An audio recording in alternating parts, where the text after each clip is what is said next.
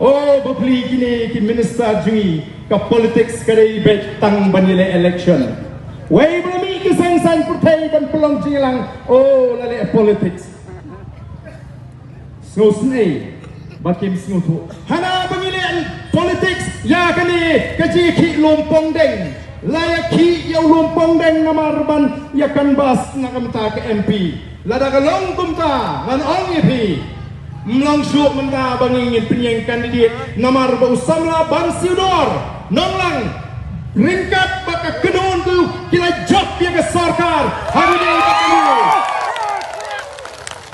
ini bakani ke JK tedalong gupta tinggi ni hapuen no pi keteng bat scam nomor mlang syuk penile umat ele no Ban Siudor along MP nomo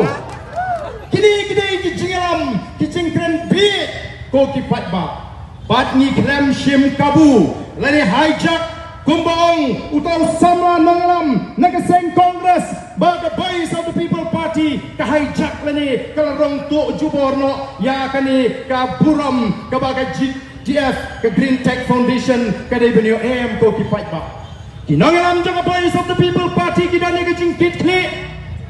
haba gini ki samla kilami ban syafran bantar di ban pintu no itu project lompong deng bandai ban ta ke sarkar kampatiau lais ni saus ni kini kisamla kila kentrat ndan pek ndan kmi nangalam jaga base of the People Party kim hun kemensi ban pekai iki samla bikin syuyap kumtu lani ki bikin jinjar ngilet ban MNC miki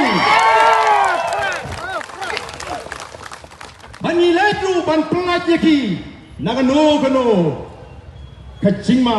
kalau ban peta ya ke GM ke jongki bangatip baladam dai bangami partai ke base of the People Party baladam dai amdai bangi bin banai ke GT nganget kandan ke jingja ke sniu yang ini kisama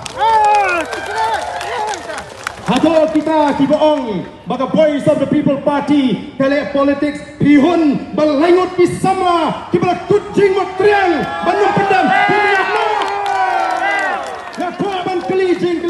ya kita juga ipati sensan pertai kibat kena ini hato pihun kemensiam bala dikiri layut di sama kibat mik syakmat ban len ya laga jong ke jiem ban raikut hadu baga sarkar kan wengi lumpun ngeng kihun bagin syuyak no ke voice of the People Party kamhun kami syakmat namar kata kadau ban yarok begini di sama ban pelat lagi nangani ke jima ke bakal ke jiem ke jongki to kipat ba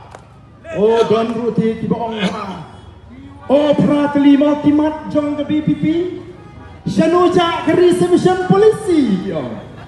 oh so ngakwa bandai kublai na do ka dono